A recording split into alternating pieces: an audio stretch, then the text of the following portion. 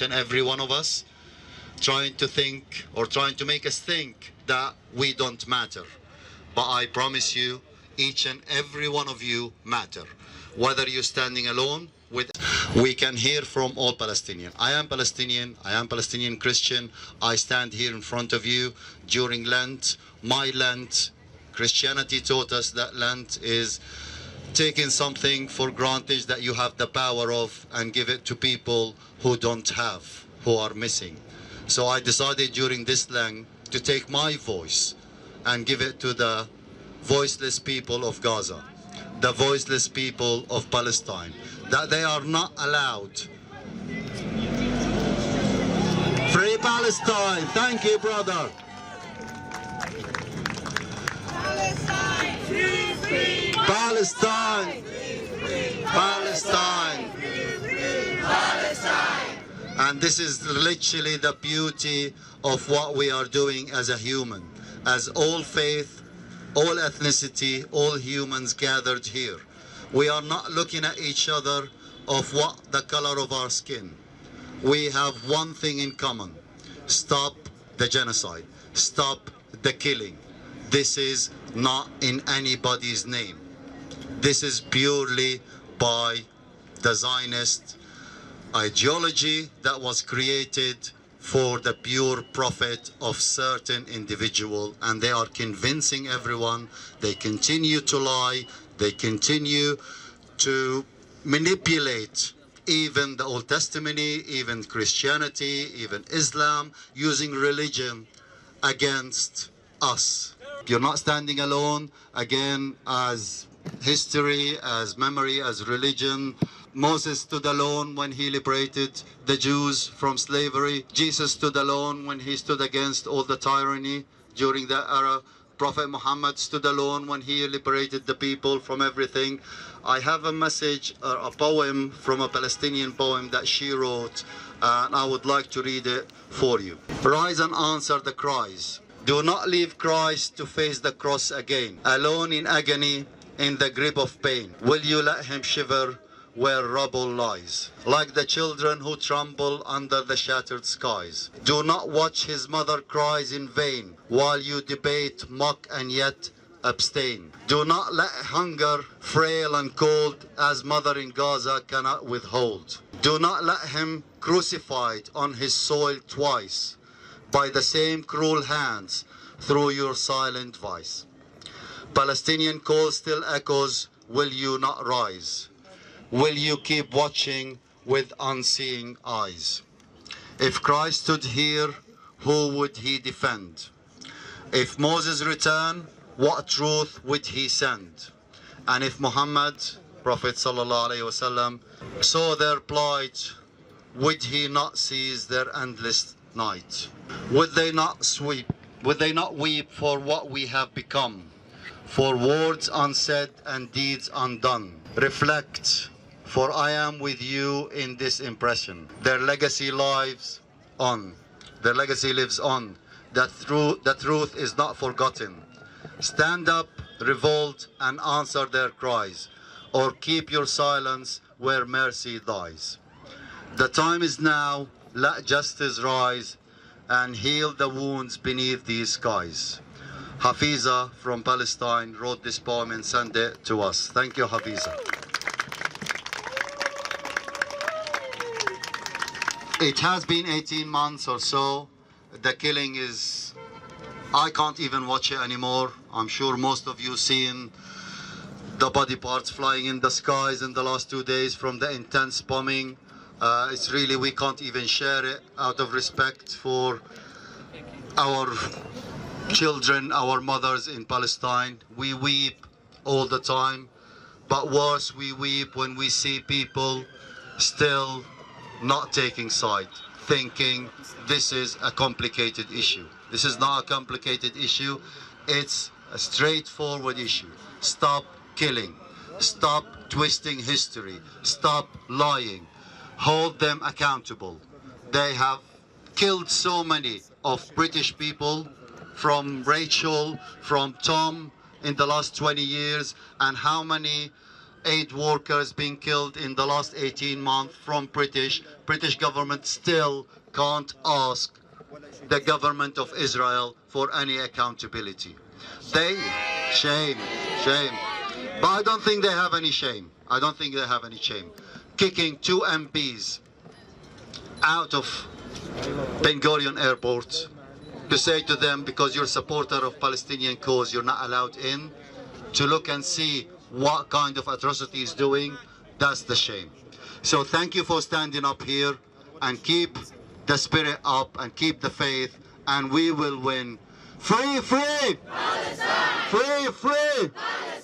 And because of the religious nature or the spiritual nature of this gathering, I would like to just invite us all to just spend literally one minute in silent prayer for peace. The pilgrimage was a pilgrimage of peace. We were, as we said, we were calling through the soles of our feet to the soul of Britain. And I'll say a little bit more about that in a minute.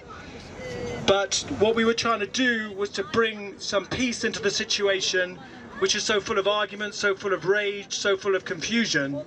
So if you don't mind just sharing with me, you could either just be a minute's silence where you recall those who are suffering and dying, or a minute's prayer if you want to pray, and whatever your faith is. Thank you.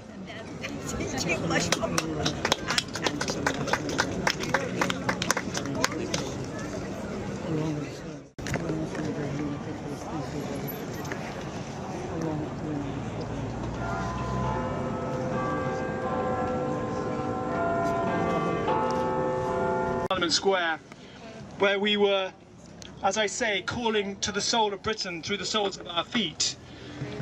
And the people that we met, okay, we got some abuse, we got some attacks, and those people, when it's possible to speak to them, which is not often and it's not easy, you find that they either are ignorant of the history, they don't know what's happening, or they just think that might is right anyway, so they are basically fascists. The other people, the people who support the Palestinians and support peace in Palestine, they are in torment. The conscience of Britain is being burnt at the stake. Okay, it's chained, helpless, it can't speak, it can't act, and it's burning. People are burning with shame, they're burning with pain for what's happening, they can't do anything about it. As we walked along the Kennet and Avon Canal, people would come running out of their canal boats with money to give to us for the charity we were raising money for, which teaches children in Gaza and the West Bank. So the conscience of this country is in torture, and the reason why, I mean, this country prides itself on having been on the right side of history to a certain extent. We've always been a colonialist country, but we were on the right side of history to a certain extent in terms of the Holocaust and fighting against Nazi Germany. But imagine what's happening now in Palestine. To my mind, we don't need analogies and comparisons, but it falls somewhere between the suppression by the Nazis of the Warsaw Ghetto Uprising and the Holocaust itself. So imagine if our country had been in alliance with Nazi Germany, a racist, genocidal, militaristic society, to the extent that the press could not report what was happening clearly. If you wanted to talk about it in a school, you couldn't. If you wanted to report it openly as a journalist, you were likely to be arrested under counter-terrorism laws. And I could go on about the different ways in which the conscience of Britain is prevented from expressing itself in this time. One of my favourite sayings from the Gospel of St. John is when Christ says to his disciples, "You will learn the truth and the truth will set you free." Well, truth is not free in this country. I was very moved by a comment by from Gaza, a street artist called Takis Badin, who came to Bristol, and he said, there is no peace in this country, in Britain, because you can't have peace without justice. So we're not at peace. The soul of Britain cannot be at peace in this current situation. So, as we walked along from Bristol to here, Parliament Square, we were speaking at different events all along the way the poems of Palestinian children at different events. And in the same way that the pilgrimage was trying to bring through the slow process of walking from place to place some peace into the whole question, so we were trying to bring through poetry some peace, some understanding, some compassion for the children, for the voices of the children. And it strikes me that poetry, like prayer, is a place where we can meet and we can somehow at least bring some water to our burning conscience, which is suffering now. And I just want to speak you one poem from a young Palestinian, a young man from Gaza. He now is anonymous because he received death threats for his poetry. And he goes by the name of S.PoetryH. And since we are paralysed at present politically in this country, and our government supports the genocide and our press supports the genocide, at least in poetry we can speak, our souls can speak. And the voices of these Palestinian children are, the poetry's beyond, the power of it is almost unbearable. And I believe it will create a great flowering of poetry in this country in response, because you can't fail to be inspired by it. Yeah, thank you. So, When the Sea Became a War by S.Poetry.H. When we were displaced, the sea was near, like a window escaping from the memory of home. And winter was a pure ritual, cleansing the streets of the heart from the footprints of fear. We walked with no bags, except for a suitcase of silence, drawing our dreams on the sand, leaving them to the tide so that exile would not return them. Winter, the friend of exiles, eased our burden, rearranged our voices, and hid our tears beneath the shawl of the wind. Whenever I whispered to the sea, "Where am I?" the waves replied, "You are not here." But do not be afraid. The homeland dwells in poetry, and poetry is never defeated. We do now the call to prayer. The afternoon prayer.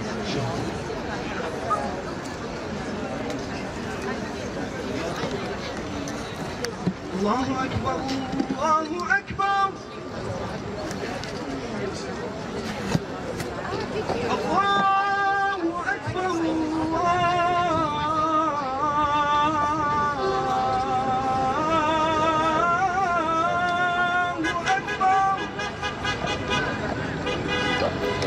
أشهد أن لا إله إلا الله. الشمس الحلوة مدفوع الحمام يا على أرضي محروقة، أرضي حرية مسروقة، أرضي صغيرة مثل صغير، أعطونا السلام أعطونا الطفولة.